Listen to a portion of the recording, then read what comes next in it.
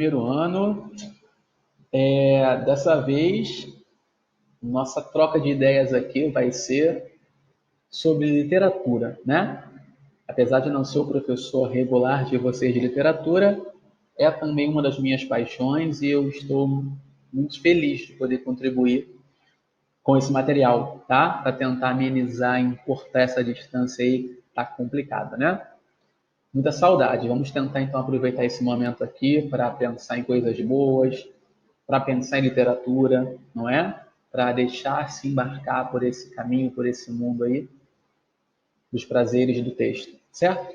E, mais uma vez, necessário, essencial, imprescindível que você estude, leia a sua apostila, assista às videoaulas, né? Esse material depois vai ser disponibilizado a vocês na sala de aula virtual da turma. Então, assim, eu vou ficar em cima, eu vou cobrar, eu quero a participação de vocês. Para que quando esse cenário acabar, a gente possa retomar nossa vida, retomar nossas atividades e dar continuidade aos nossos estudos de forma presencial, tá? Então vamos lá, essa ferramenta é boa, é a nossa melhor ferramenta no momento. Vamos discutir dois assuntos, basicamente, tá? Gêneros literários e elementos da narrativa. São os dois últimos capítulos da primeira apostila de vocês. Ok? 8 questões essas que vocês responderam na lista 1. Vamos lá, gente. Primeira questão, observem que aqui embaixo, ó, eu vou sempre indicar qual é o assunto, tá? Vamos lá. Primeira questão de gêneros literários traz a vocês 2 poemas. Um poema de Flor Bela Espanca e um poema da Cecília Meirelles, 2 autoras, tá? Vamos ao primeiro poema, Fanatismo. Tudo no mundo é frágil, tudo passa. Quando me dizem isto, toda a graça de uma boca divina fala em mim. E, olhos postos em ti, digo de rastros. Ah, podem voar mundos, morrer astros, que tu és como Deus, princípio e fim. Uma análise bem rápida desse poema, né? Desse trecho desse poema, nos permite ver que no começo é algo que dizem e depois é algo que o eu lírico diz, né? Que a voz do poema diz, tá? Sobre alguém. Vamos ao segundo poema agora, da Cecília Meirelles. Tão brando é o movimento das estrelas da lua, das nuvens e do vento, que se desenha a tua face no firmamento. Firmamento, sinônimo de céu, tá?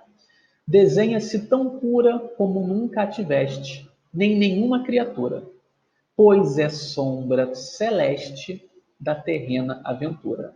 És sombra do céu, tá? Vamos então a uma questão de verdadeiro ou falso. Há aqui 4 afirmações e vamos ter que encontrar a sequência correta de afirmações verdadeiras e afirmações falsas. Primeira afirmação. Ambos os sujeitos líricos comparam o ser amado à perfeição divina. Sujeito lírico, eu lírico, é a voz do poema, é quem fala, quem se expressa, tá? Será que os dois comparam o ser amado à perfeição divina? Sim, né? No primeiro é dito, olha lá, tu és como Deus. E no segundo, não é? Se desenha a tua face no firmamento e lá no final, pois é sombra celeste, não é? Então há sim uma comparação, uma perfeição divina, tudo bem? Ainda no segundo, a tua face se desenha como o movimento das estrelas, da lua, das nuvens e do vento, tá? Ou seja, um Deus. Primeira verdadeira. Segunda afirmação. Ambos os sujeitos líricos veem o amor de modo idealizado. Sim, né? De modo idealizado é de modo exagerado, é de modo emocionado. Ok? Característica dos poemas líricos, tá? Terceira afirmação. Ambos os sujeitos líricos falam diretamente ao ser amado. Vamos confirmar, tá? No primeiro, será que eu tenho alguma referência ao ser amado? Tenho, né? Olha o começo da segunda estrofe. E olhos postos em ti, Digo de rastros, ou seja, referência à segunda, ti, pronome de segunda pessoa do singular, né? E no segundo, não é? Que se desenha a tua face no firmamento. Olha aí a referência à segunda pessoa. A segunda pessoa é aquela com quem se fala. Então, eu tenho 3 sequências de afirmações verdadeiras, tá? Já tenho resposta, letra A. Vamos só confirmar, então, que a última afirmação é falsa. Ambos os poemas citam diretamente a voz da opinião pública, quando na verdade não, né? Só no primeiro eu tenho algo que dizem, né? Logo no começo. Tudo no mundo é frágil, tudo passa. Quando me dizem isto, né? Alguém, outras pessoas. No segundo poema eu não tenho essa afirmação do que é dito pela opinião pública. Então a quarta afirmação é uma afirmação falsa. Sequência: verdadeiro, verdadeiro, verdadeiro, falso. Ok? Próxima questão. Deixa eu confirmar se é essa. Essa. Leia o trecho abaixo, retirado de Ijuca Pirama, obra de Gonçalves Dias, poeta, escritor do romantismo no Brasil. Tá? Da tribo pujante que agora anda errante, por fado inconstante, guerreiros nasci. Sou bravo, sou forte, sou filho do norte, meu canto de morte, guerreiros ouvi. Gente, trata-se de um poema lírico, um poema épico, uma cantiga de amigo, uma novela de cavalaria ou um auto de fundo religioso.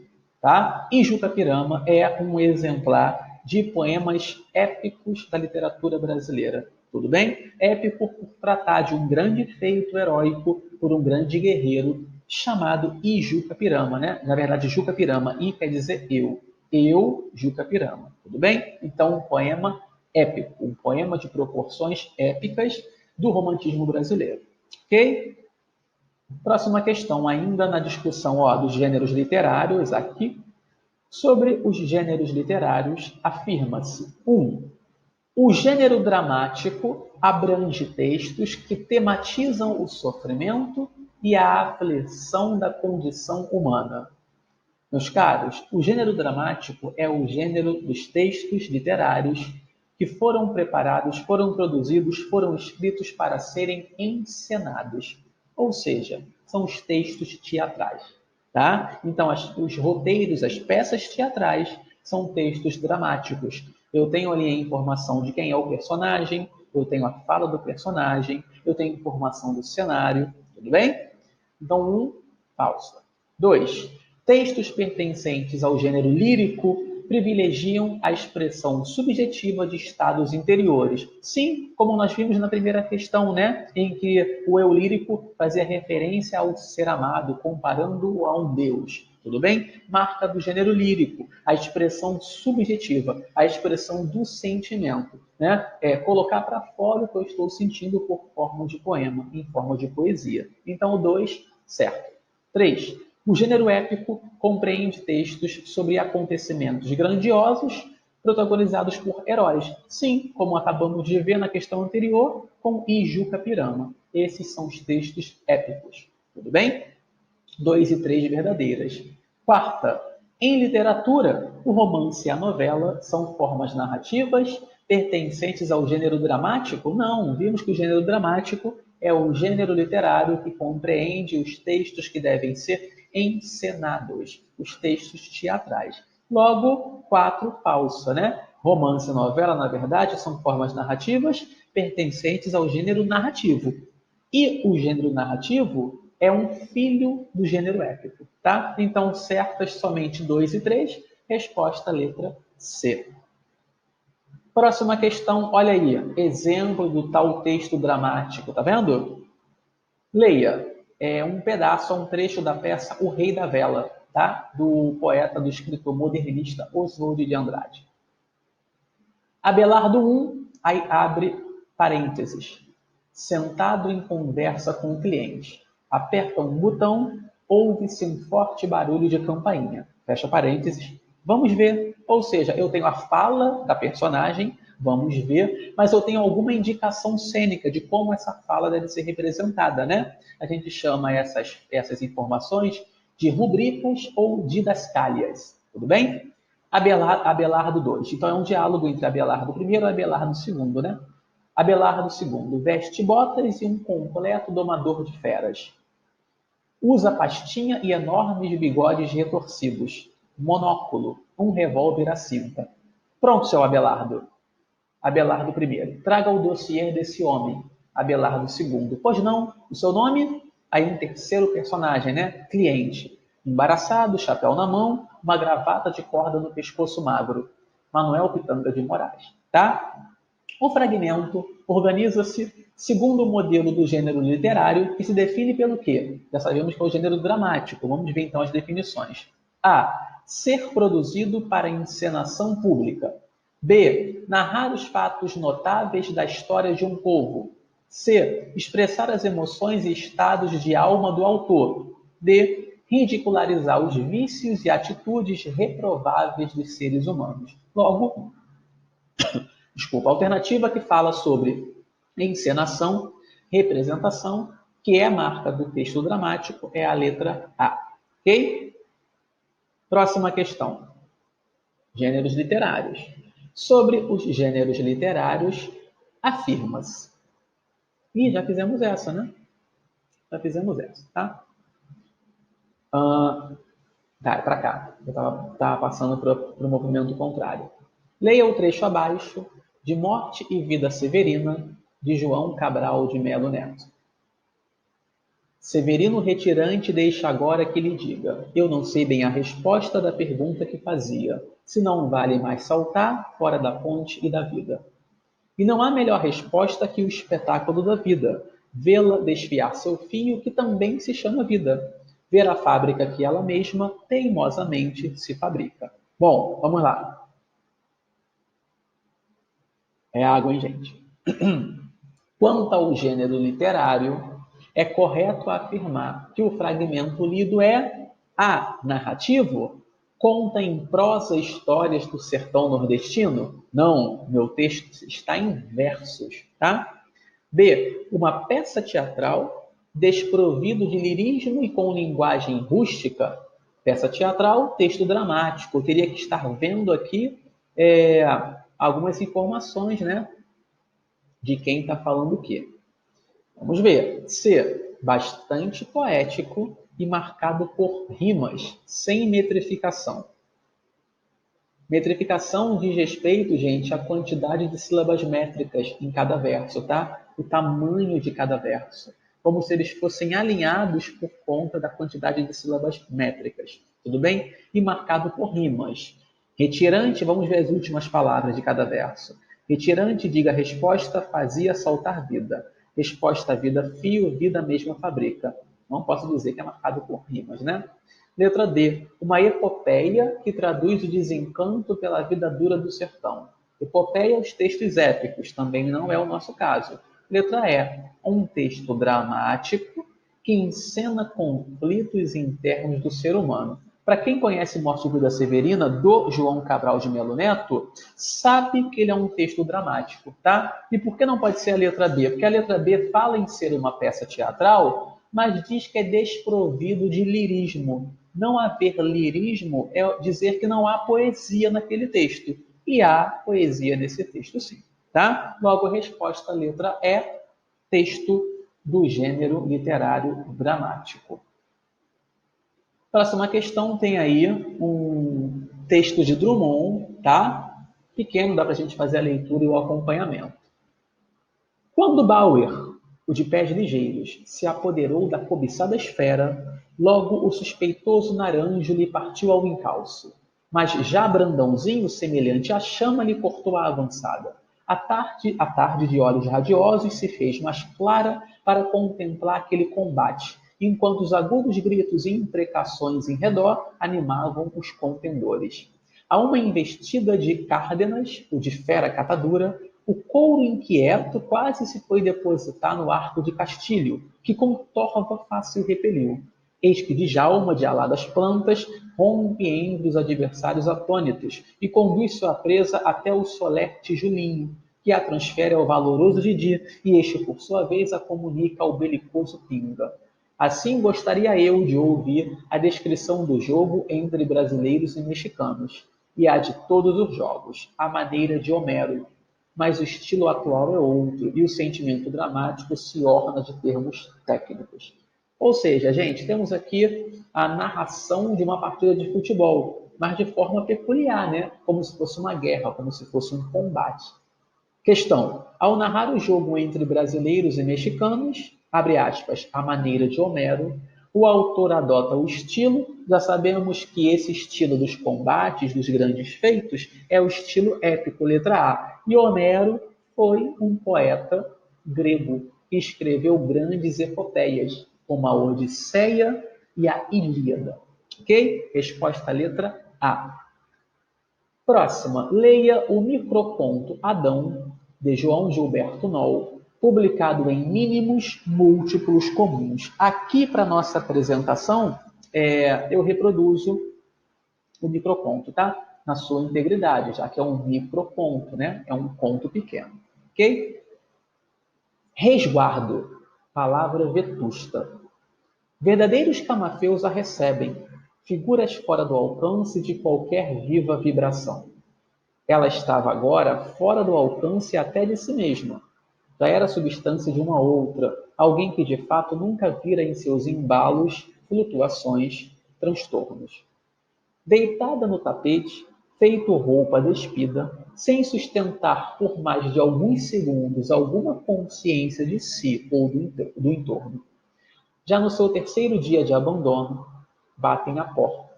Ela não ouve. Soletram bem alto seu nome, suplicam, em vão, até que num ímpeto retorna a seu antigo pesadelo e diz: vou atender, vou sim, é minha viciada missão. Levanta-se com esforço, tateia, ela abre a porta. Olhem ali. A figura que abre atendendo aos chamados é um homem, estritamente um, chama-se Adão. Assinale com V para verdadeiro ou F para falso as seguintes afirmações sobre o microconto. Primeira afirmação: o microconto apresenta um instante ficcional completo e intenso, a solidão existencial representada na figura de Adão. E nós temos, né, de fato, o relato de um abandono, tá? Uma solidão existencial, depois representada na figura de Adão, né, como o primeiro homem, a primeira invenção divina, né? Se tratar de ser humano para a Bíblia, para a religião, ok? E era um homem sozinho até o surgimento de Eva. Então esse assunto, né, esse objeto, a solidão existencial, foi retratada nessa pessoa, nessa personagem que ficava sozinha, que não queria atender a porta e atendeu a esse chamado, e encontrou lá o primeiro homem, que também viveu sozinho durante um tempo, Adão, tá? Verdadeiro. Segunda afirmação, o narrador é onisciente e poderoso. O que é ser onisciente e poderoso? É ter total controle da situação. Ele conhece a história toda, ele conhece os personagens, ele conhece até o que os personagens sentem e pensam. Sabe do passado, presente e futuro da personagem. Sim, né? Nós temos aqui todo o relato que prova que esse narrador é onisciente. Ele sabe de tudo, tá? Terceiro, o poder do narrador abarca até mesmo o leitor. Perceptível na expressão, olhem ali, né? Quando ele manda aqui no final, gente, já do microconto, olhem ali, ele está direcionando você que está lendo, né? Olhem vocês ali para onde ele está apontando. Tamanho poder desse narrador. 3 afirmações verdadeiras, já temos o gabarito, letra B, vamos só confirmar que a última também é verdadeira, né? O tempo está em suspensão, marcado pelos verbos do presente. Recebem, ouve, soletram, retorna, levanta-se, abre, né? Eu não tenho aqui nenhum mecanismo de retorno a algo ou avanço, tá? É o tempo das coisas que estão acontecendo, um tempo em suspensão. Logo, gabarito letra B, as 4 afirmações são verdadeiras, tá? Essa questão girou em torno dos elementos da narrativa, e um desses elementos é o narrador. Tudo bem? Próxima questão, ainda de elementos da narrativa, leia o trecho do conto Pai contra Mãe, de Machado de Assis, para responder às questões. E aí, na verdade, aqui só uma questão, né? Eu fiz um recorte, tá, gente? Esse texto é maior, ok? Aqui, para a apresentação, tem só um parágrafo que atende à resposta. Vamos ao comando da questão, então. Embora não participe da ação, o narrador intromete-se de forma explícita na narrativa. Ou seja, se ele não participa da ação, é um narrador observador, não é um narrador personagem, não é? O foco narrativo é na terceira pessoa. Mas, embora ele não seja personagem, ele intromete-se na narrativa, tá? E aí, como eu fiz o recorte, eu vou já de fato dizer onde aparece essa intromissão. E essa intromissão aparece no primeiro parágrafo, no finalzinho, quando é dito assim, ó, mas não cuidemos de máscaras. Cuidemos de máscaras. Cuidemos é um verbo conjugado para a primeira pessoa do plural, para o nós, ou seja, então o narrador, né, ele está ali fazendo parte daquela ação, daquela narrativa. Não cuidemos nós de máscaras, ele também. Tudo bem? Tá? Então ele se intromete aí no relato, na narrativa. Logo, resposta, letra B. Mas não cuidemos de máscaras. Certo, meus caros? Espero que tenham gostado, espero que seja de grande valia e que saibam que essa videoaula é um complemento àquilo que você já deve estar estudando nesse período de suspensão de aulas presenciais. Tudo bem? Grande abraço, muita saudade, até a próxima aula. Valeu!